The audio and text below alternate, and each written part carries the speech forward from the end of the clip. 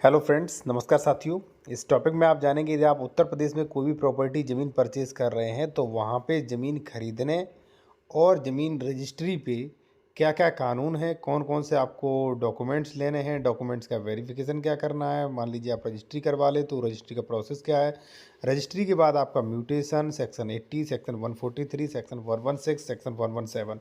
कोशिश करेंगे कि आपको संपूर्ण विस्तार से सभी जानकारी आपको मिल जाए यदि आप उत्तर प्रदेश में कोई प्रॉपर्टी परचेज़ कर रहे हैं और आप तमाम बड़े बड़े फ्रॉड से बच सकें, जैसे डबल रजिस्ट्री है, ठीक है, या मान लीजिए सरकारी ज़मीन बेचने से या तमाम बड़े स्कैम से आप बच सकें। ठीक है साथियों, वीडियो शुरू करने से पहले मैं आपसे एक चीज़ और कहूँगा।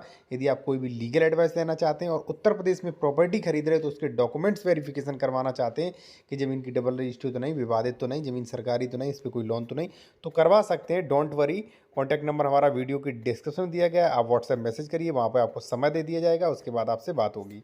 साथियों, अगर मान लीजिए आप उत्तर प्रदेश में कोई प्रॉपर्टी खरीदना चाहते हैं, ठीक है, कोई, या मान लीजिए भले आप उत्तर प्रदेश से कानून जानते हो, थोड़ा बहुत जानते होंगे, ज़्यादा नहीं जानते होंगे आप, ठीक है, चाहे कितने भी आप एजुकेटेड हों। देखिए साथियों, उत्तर प्रदेश में प्रॉपर्टी आप परचेज़ कर रहे हैं तो सबसे पहले आप प्रॉपर्टी देखिए। ठीक है, प्रॉपर्टी आपने देख ली, पहले टोकन मनी नहीं देना आपको। फिर प्रॉपर्टी आपको डॉक्यूमेंट्स मांगने हैं।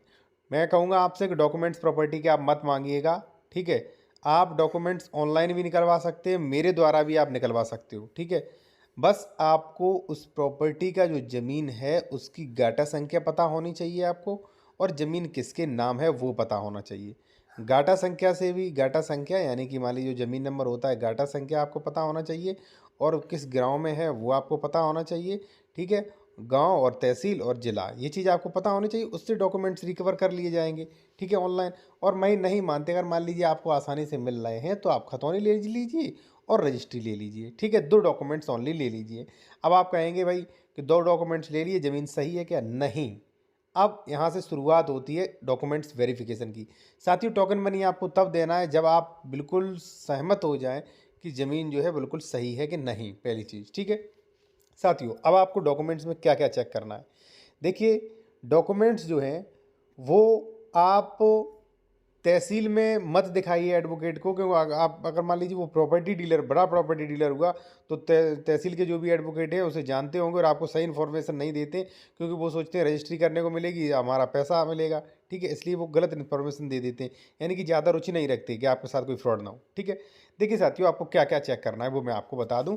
ठीक है, और कोई भी दिक्कत आती है तो कॉन्टैक्ट नंबर हमारा वीडियो की डिस्क्रिप्शन में आपको मिल जाएगा। साथियों, फर्स्ट कि SC ST की ज़मीन नहीं होनी चाहिए। अगर SC ST वर्ग का व्यक्ति है तो बिल्कुल अलग प्रोसेस है उसका। ठीक है, वो बहुत बड़ा प्रोसेस है और अलग प्रोसेस है, इस पर अलग नियम है। ठीक है, आप नहीं खरीद सकते डायरेक्ट, पहली चीज़। और यदि मान लीजिए आप अदर कास्ट से हैं, बिल्कुल भी नहीं।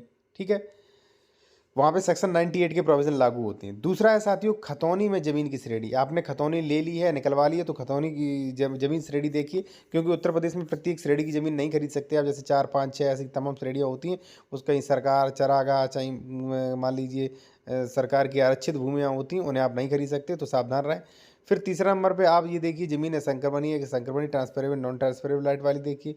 चौथा जो है वो आपका देखिए कि विक्रेता जो आपको बेच रहा है वो कौन व्यक्ति है भाई, उसका सही नाम, पिता का नाम खतौनी पे मेंशन है कि नहीं है, आप देखिए। अब आप कहेंगे ये तो माइनर सा है, माइनर सा नहीं। अगर मान लीजिए विक्रेता का नाम थोड़ा भी गलत होता है तो आपको बाद में दिक्कत आएगी म्यूटेशन में। ठीक है, छठवां जो है वो साथियों, विक्रेता का कुल अंश की ज़मीन में कितना क्षेत्रफल है, किस गाटा संख्या में कितना क्षेत्रफल है, वो भी आप देखिएगा। ठीक है, और गाटा संख्या कौन सा है। ठीक है, वो भी छठवां ये हो गया।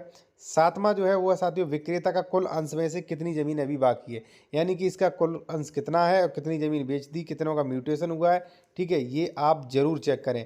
और देखिए साथियों, मैं एक चीज़ मैं आपको और बता दूं, खतौनी आपके पास भले है लेकिन आप खुद नहीं चेक कर सकते, खतौनी बहुत कुछ बताती है। ठीक है जी, इसलिए स्पेशलिस्ट से ही आप चेक करवाएं जिससे बहुत जानकारी हो। ठीक है, सातवां है साथियों कि विक्रेता का कुल अंश जमीन का क्षेत्रफल, यानी कि इसकी कितनी ज़मीन थी भाई, कितना इसका रकबा है और कितनी जो है इसने बेच दी है।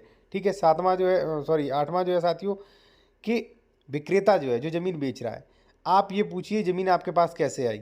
ठीक है, ट्रांसफ़र का जरिया क्या है, मान लीजिए सेल डीड, गिफ्ट डीड, या मान लीजिए बिल किस प्रकार से मिली, या पैतृक। ठीक है, वो भी आपको पता करना चाहिए। ठीक है, अगर मान लीजिए उसने कहा मुझे गिफ्ट डीड से, तो वो गिफ्ट डीड कहाँ, सेल डीड से तो वो सेल डीड कहाँ, कोई दिक्कत नहीं, आपकी सेल डीड भी वो निकाल दी जाएगी उसने जो खरीदी होगी तो। ठीक है, अब आपने ये चीज़ देख ली।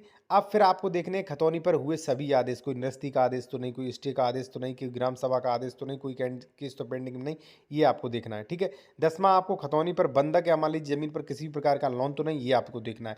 आप नहीं देख पा रहे हैं, डोंट वरी, कोई दिक्कत नहीं है। कॉन्टैक्ट नंबर हमारा वीडियो की डिस्क्रिप्शन में दिया गया है, आप मेरे द्वारा भी हेल्प ले सकते हैं, आपको बहुत अच्छी हेल्प मिल जाएगी, ठीक है।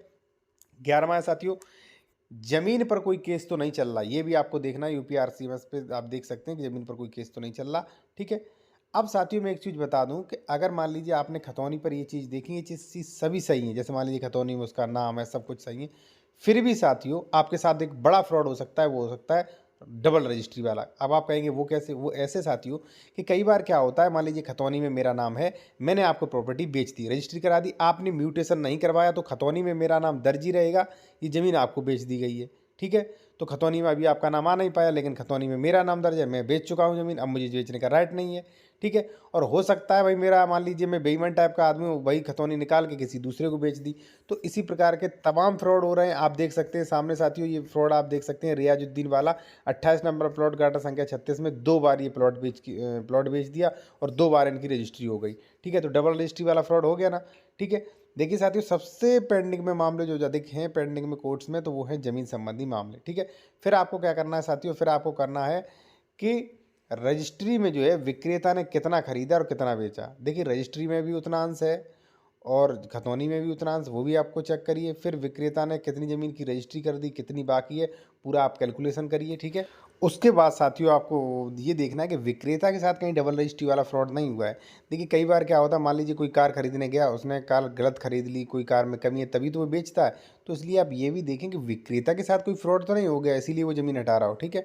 ये भी हो सकता है। 15वां साथियों, प्लॉट नंबर मिलान करेंगे, इस प्लॉट नंबर की पहले तो रजिस्ट्री नहीं की जा चुकी है। 16वां ज़मीन प्लॉट का सरकारी नक्शा देखें, जो प्रॉपर्टी डीलर नक्शा दे रहे हैं वो आप बिल्कुल भी मत देखिए। अगर अप्रूव्ड कॉलोनी हो तो ही उस पर भरोसा करिए, वरना आप नहीं कर रहे। और उसके बाद साथियों आपको कराना है 143 सेक्शन 80, वो भी आप परचेज करिए, कोशिश करिए कि 143/80 हो। उसके बाद अगर मान लीजिए आप आवासीय प्लॉट खरीद रहे हैं और वो विकास प्राधिकरण या मान लीजिए महायोजना के अंतर्गत आता है, तो वहाँ पे लेआउट पास वाली ज़मीन खरीदें, ठीक है। बाकी 143 वाली मत खरीदेगा, आपको परेशानी होगी भविष्य में। इसके अलावा साथियों आपको करना है, ये तो मैंने आपको बता दिया, डॉक्यूमेंट्स चेक कर लिए। डॉक्यूमेंट्स चेक करने के बाद अब आपको करनी है रजिस्ट्री की तैयारी, ठीक है। तो अगर मान लीजिए आप टोकन मनी देते हो तो एग्रीमेंट द्वारा दें, और एग्रीमेंट अनरजिस्टर्ड मान्य नहीं होते हैं, ठीक है, पहली चीज़। एक चीज़ और साथियों, अगर मान लीजिए आपने एग्रीमेंट भी कर लिया, डॉक्यूमेंट्स भी सही, सब कुछ सही, अब आप रजिस्ट्री ऑफिस जा रहे हैं, रजिस्ट्री ऑफिस जा रहे हो साथियों, तो वहाँ पे भी आपको डॉक्यूमेंट्स लेके जाने और गवाह जो है वो सही गवाह लेके जाने, जिससे आपकी रजिस्ट्री कैंसिल में कोई दिक्कत ना हो, रजिस्ट्री कैंसिल ना हो सके, ठीक है। और जो भी आपको मनी देना है वो भी आपको जो प्रॉपर्टी ट्रांसफ़र एक्ट है उसके अनुसार, रजिस्ट्री एक्ट है उसके अनुसार, और जो अपना आयकर अधिनियम है उसके अनुसार ही आपको ट्रांसफ़र करने हैं, पूरा लीगल तरीके से, ठीक है। इलीगल तरीके से कुछ भी नहीं करना है। और लीगल एडवाइस मान लीजिए कोई भी आपको परेशानी हो रही है, कॉन्टैक्ट कर सकते हैं, कॉन्टैक्ट नंबर वीडियो की डिस्क्रिप्शन में दिया गया है। व्हाट्सएप पे मैसेज करें, कॉल बुक कराएं, उसके बाद आपको समय बताया